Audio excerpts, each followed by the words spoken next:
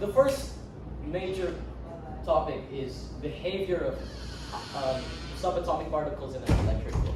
I won't teach that because I've never seen that come out in an Olympiad. After lecture, you can ask me and I will go through it with you. But the most important thing in this chapter is number 1, atomic orbitals, and number 2, ionization energies. So we'll get into atomic orbitals. So what you learned in secondary school is, alright, Sean, how do I write the electron configuration for sodium? 2, I have 11 protons in sodium. How many? 2, A, Yeah. 11. 2811. 2811. Yeah. I'm sorry on his behalf, it's 286. It's not even 286. Okay, this is what you learned in secondary school. Anyway, as Sean has in his notes, which he made, what actually happens is we have 4 main types of orbitals. 4. So we have the s orbital, the p orbital, d orbital, And my orbital. and the f orbital. What's the difference? Okay. First things first, you need to know how to draw this, and this. You don't need to know how to draw this. So we'll get into the shapes first. S orbitals, it's easier to remember. S, sphere. So if you draw these in 3D, so let's say I have an axis system, something like this. This is my y-axis, this is my z-axis, this is my x-axis. My s orbital is just a sphere. My s orbital is just a sphere in this. We use axes to kind of show the orientation, right? Because it's a lot easier. These axes, of course, don't exist in real life, but it's kind of like drawing the equator line. You write it so you know what you're doing, basically. So this is the shape of your s orbital. As for p orbitals, there are 3 different configurations. So this is where the axes come into play. For p orbitals, these guys are dumbbell shaped, like that. This particular configuration, we call these lobes. So these spherical-like things, we call these lobes. So for this particular p orbital, the lobes lie on the x-axis. So we call this the px orbital. Similarly, if we have a p orbital whose lobes lie on the z-axis, we would call it the pz orbital. And what would happen if I were to have the lobes of the p orbital on the y-axis? Py orbital. Wait, Kiwi, so the z-axis replaces the y-axis. The z-axis, no, this is the z-axis. No, I mean like if you looked at it in standard. He's thinking about it in a secondary school perspective. What do you mean? If Why- this- why- Usually, why- you know how usually say an X and a Y, right? Yeah. So now it's X and a Oh, because atoms are real things, so they're 3D. So we use the. Oh, So, actually. yeah. It's amazing. Now about 4D. Oh, I don't know about that one. So we use the z-axis to show that it's 3D. Okay. So these are basically the s and p orbitals. It's quite easy to remember how to draw an s orbital. Literally just draw a circle in the middle of your paper and then, draw the axis accordingly. And then for p orbitals, just put a freaking 8 and then do your thing. For your information, if you're wondering, do I have to write y, z, x in this way all the time? No, I don't. I can switch it.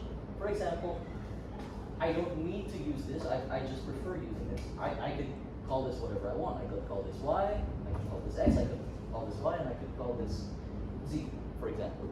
So the choice of your axis system is 100% up to you.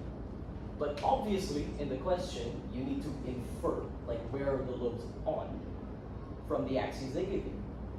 So these are your orbitals here. I'm going to move, maybe I should probably, Professor Kiwi, yeah. what exactly is S orbital, P orbital? Okay, so good question. So these orbitals, right? In secondary school, you learned that your atom is here, your nucleus, and then you have your electron shells. These orbitals represent the region in space where you are most likely to find an electron. What do I mean by most likely? Well, when you go down to the atomic level, their objects are not in a definite position.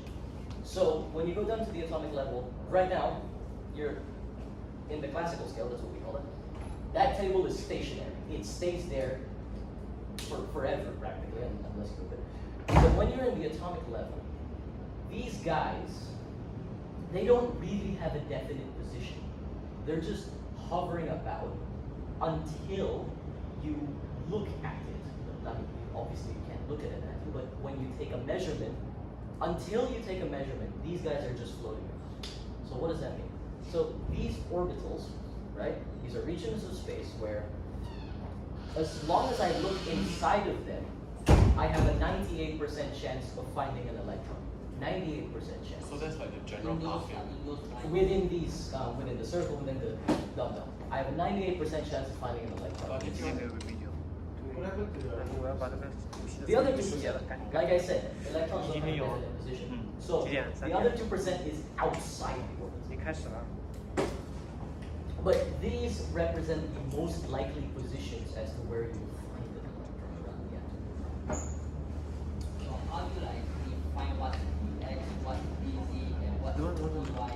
So- So you mean like how do I know that they will be in this configuration? So there is something in quantum mechanics which is known as the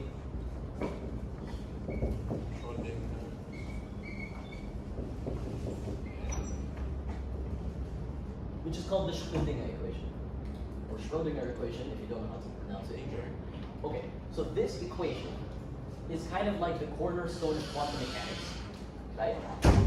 These orbitals, basically, you plug in all the conditions of the atom into the equation, and then these orbitals is what the equation will spit out as solutions. So basically, you're telling me the Schrödinger equation, okay, my atom has X amount of protons, whatever, blah, blah, blah. Tell me where I will find an electron. And these are the solutions.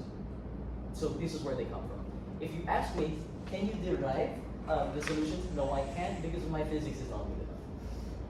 Alright, so these are your S, P, whatever. The last type of orbital you need to know how to draw are the d orbitals. The d orbitals. So, this is pretty easy. When you're thinking of d orbitals, just think of drawing a flower for the most part. So, like I said, like the axis, y, x. So the first d orbital is something. There's no first d orbital, but that looks terrible.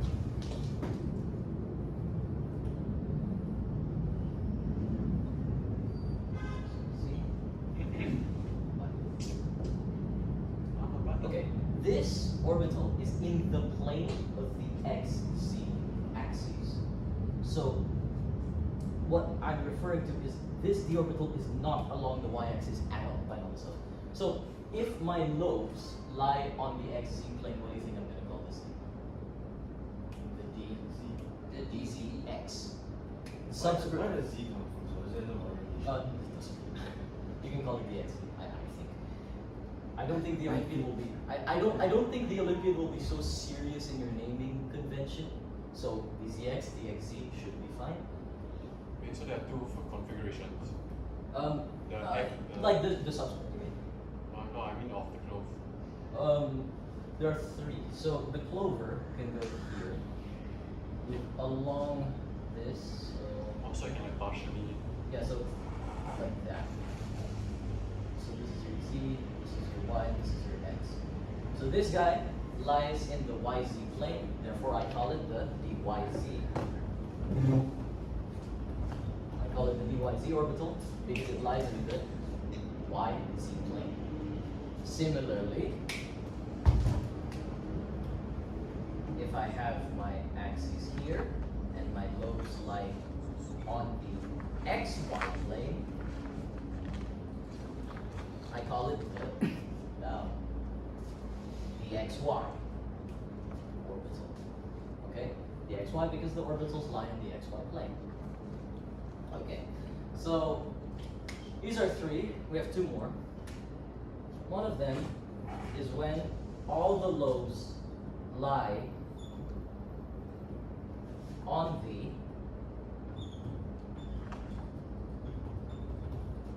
the y and x axis. Now, don't get confused. These guys are in the xy plane. They are on the xy plane. They do not lie on the xy axis. You can think of the axis as a line. These lobes lie in the area between all those lines.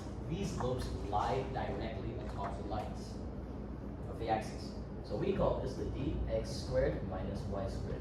Now, why do we call this the dx squared minus y squared? I have absolutely no idea. But the International Union of Applied and Pure Chemistry decided we'll call it the dx squared minus y squared. Maybe there's a better reason, I have no idea, but we call it this. The last one you need to know is quite easy to remember. It's essentially a p orbital with a donut around it. And this donut here lies on the xy plane. So these are your orbitals. Then that's not edible. It's not edible.